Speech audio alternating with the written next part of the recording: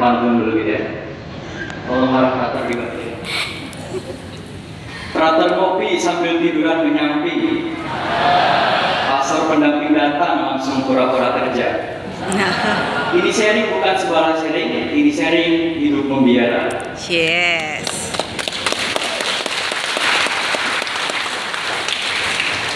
Ada pepatah yang mengatakan tak kenal maka tak sayang. Kalau udah kenal jangan lupa disayang. Izinkan saya perkenalkan diri. Saya Frater Albertus Indrayanto OSC, biasa dipanggil Frater Indra. Katanya sih saya berasal dari Paroki Karawaci, Gereja Santo Agustinus. Katanya, cuma saya nggak tahu aslinya gimana. Saat ini saya sedang menjalani masa pendidikan di Scholastika OSC. Saya tingkat pertama dalam masa Scholastika sebagai calon imam Ordo Salib Suci. Saya anak pertama dari satu bersaudara, berarti disebutnya apa? Anak tunggal. Ya, kalau boleh bercerita, kenapa sih Frater bisa tertarik, bisa pengen jadi imam? Awal mulanya ketika saya kelas 2 SD. Jadi waktu itu ini juga berpengaruh dari orang tua saya. Nah, waktu itu mama saya dan bapak saya itu selalu mengajak saya untuk aktif kegiatan gereja, mulai dari bir. Nah, saya juga sama seperti anak-anak kecil itu yang pakai baju apa ya, baju frater suster gitu. Dulu saya duduk di situ. Dulu saya duduk juga di bangku istinat, dan sekarang saya berdiri di sini. Ini bukan sombong ya, cerita ini. Dari situ mulai tertarik dan mulai melihat bahwa sosok imam itu menggembirakan. Sosok imam itu memberikan daya tarik bagi orang-orang yang melihatnya. Lalu hal yang menarik juga ketika saya melihat para pastor menggunakan jubah OSC yang saya sekarang gunakan pada saat ini. Jubahnya unik dan tidak bisa dibeli di online shop, hanya bisa dapat di biara. Jadi bagi anak muda ya, bukan mudi, silakan masuk biara kalau pengen menggunakan busana OSC yang asli. Kalau yang itu mah KW itu ya. Setiap bagian dari jubah ini memiliki maknanya tersendiri bagi saya, dan itu patut saya syukuri dan saya banggakan sehingga saya berada di dalam persaudaraan salib suci. Begitu indah, begitu kagum dari pengalaman sederhana sampai saya berada dan menjalani formasi ini. Mungkin Bapak Ibu bertanya tadi ya, anak tunggal dibolehkan sama mamanya, papanya? Silahkan tanya sendiri kepada mama saya. Kenapa diizinkan? Awalnya saya mungkin dikiranya main-main, karena ketika saya pulang live-in di Pratista, live-in Jambore Panggilan, saya bilang, Ibu, saya mau jadi pastor. Mama saya langsung kaget. Wah, yang benar kamu katanya. Lalu dalam perjalanannya berat juga, mama saya mengizinkan. Mungkin juga dia bersedih, cuma tidak berani di hadapan saya. Mungkin di kamar ya. Nah, sampai pada keputusan akhir saya mau masuk seminari, ketika lulus SMP, saya mengatakan bahwa saya memang anak tunggal, saya anak ibu dan bapak, tapi nanti ketika saya masuk menjadi oprat atau menjadi imam, anak bapak dan ibu bukan hanya saya, tetapi mereka semua yang ada di sana, lalu yang para suster, para pelatih juga menjadi anaknya. Jadi anaknya jadi banyak. Kehilangan satu, tumbuh seribu gitu. Lalu perjalanan panggilan saya bisa dikatakan jatuh bangun. Saya pertama kali daftar di Seminari Menengah Cara Hikmat Uskupan Bandung, dan pada saat itu juga saya ditolak. Kami daftar dari paroki ini berlima, yang diterima cuma satu. Lalu yang 4 kemana? Yang 4 pergi mencar-mencar ya. Ada yang Seminari Selamaris, ada yang Kemertoyudan, dan Wacana Bakti. Pada saat itu saya mendaftar ke Selamaris. Belum ada pengumuman dari Selamaris, saya pergi lagi. Saya daftar di Juniora Komi Diato Burzaga Cilacap. Waktu itu saya dalam perjalanan pulang sudah dinyatakan saya diterima. Tapi saya belum mengenal Komi itu, karena saya mengenal OSC. Lalu saya hampir mendaftar juga di Seminari Menengah Wacana Bakti, hanya memberikan dokumen, tapi saya tidak jadi tes karena keputusan di Seminari Salamaris sudah diterima. Dan uniknya saya dipanggil lagi ke Seminari Menengah Charles Sigmar. Nah, itu menjadi pertanyaan besar bagi saya, kenapa saya dipanggil lagi ya? Dan sampai pada keputusan dibantu juga dalam doa dan bimbingan bersama pastor paroki. Pastor paroki tidak ada di sini. Saya memutuskan untuk memilih Seminari Menengah Charles Sigmar. Lalu hidup di seminari 3 tahun, sekolah di sekolah umum bersama saudara dan saudari. Jadi kami uniknya Seminari Menengah Charles Sigmar itu sekolahnya bersama teman-teman wanita juga.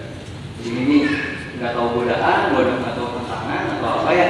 Jadi saya diuji di sana, mencoba untuk hidup dan mengenal apakah ini benar jalan panggilan. Lalu sampai pada keputusan saya memilih ordo salib suci, dan sebelumnya saya bertanya lagi ke mama saya, benar nggak nih direstuin? Takutnya saya udah masuk biara, disuruh pulang kan malu juga saya juga. Jadinya saya bertanya, apakah saya diizinkan untuk melanjutkan panggilan saya dan direstui? Jawaban mereka hanya satu, kami mendukung dan lanjutkan. Ada banyak alasan yang buat saya tertarik dan merasa terpanggil dalam bagian ordo salib suci. Kami ini biarawan, tapi juga hidup di dunia, gitu ya. Istilah di dalam ordo salib suci sendiri namanya kita mixta. Jadi kalau kalian ingin menjadi biarawan dan juga ingin hidup juga di dunia, bergabung bersama kami. Dinamika hidup kami tidak hanya berlangsung di tembok biara atau di komunitas, tetapi juga dalam hal layanan yang nyata di tengah masyarakat. Lalu ketertarikan saya yang kedua, hidup misi di Papua, Asmat. Jadi nggak tahu kenapa dari setiap kali misi OSJ saya tertariknya ke Papua. Mungkin karena banyak air, banyak banyak ikan di sana ya, dan sebagainya. Saya merasakan dan melihat waktu itu ketika melihat profil OSJ, ketika pastor datang ke sana, umat di sana itu merasakan sukacita. Karena mereka yang mungkin jauh daerahnya, jadi ada kerinduan ketika imam datang untuk merayakan Ekaristi.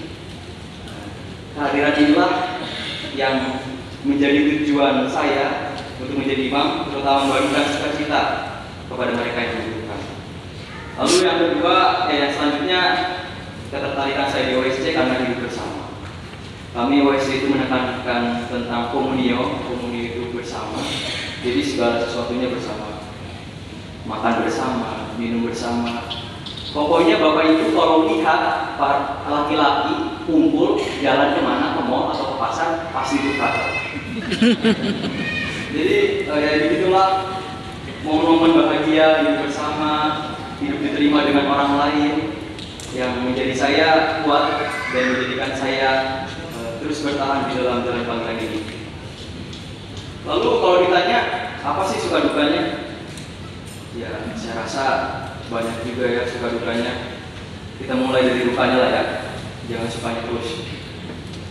Ya kadang di dalam biara juga kami berkonflik. Kalau Bapak Ibu lihat, ya kalau sekarang sih saya bisa melihat wajah Bapak Ibu, saudara-saudari yang saya kasih. Kalau di biara tuh setiap hari, pagi, siang, malam, sore, ketemunya sama mereka itu. Jadi ya ada pengalaman bosan, ada pengalaman ya begitu-begitu aja di dalam biara. Tapi ternyata ada nilai kecil yang saya hidupi. Kami selalu bersama, mungkin ya perbedaannya selera makan gitu ya. Lalu apa lagi perbedaannya? Mungkin gaya tidur berbeda juga mungkin dan sebagainya. Tetapi ya begitulah hidup komunitas. Saya menilai bahwa dan melihat bahwa bukanlah soal siapa yang benar dan siapa yang salah, tapi ini menjadi kehidupan saya untuk tetap bertahan dan berjuang dalam jalan panggilan ini. Belum lagi kami itu para operator itu disekolahkan. di S1 filsafat dan S2 teologi. Itu tantangan hidup studi juga menjadi hal yang harus dipertahankan. Karena saya berpikir bahwa kenapa ya para pastor itu harus belajar filsafat? Saya ini kan mau jadi filsuf gitu ya.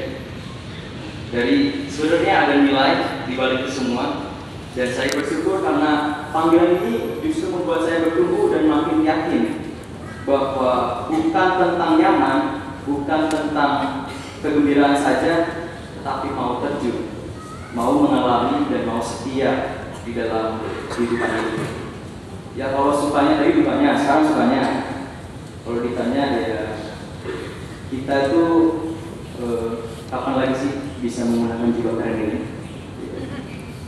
Para rata-rata susah di sana juga kan keren.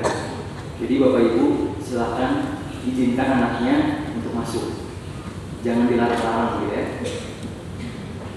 Lalu sukanya lagi, kalau tadi kan hidup bersama saya sudah katakan.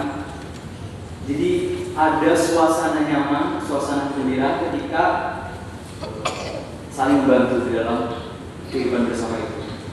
Ada misa bersama, ada doa bersama, dan ya kalau dilihat-lihat para pastor itu, para pelatih itu juga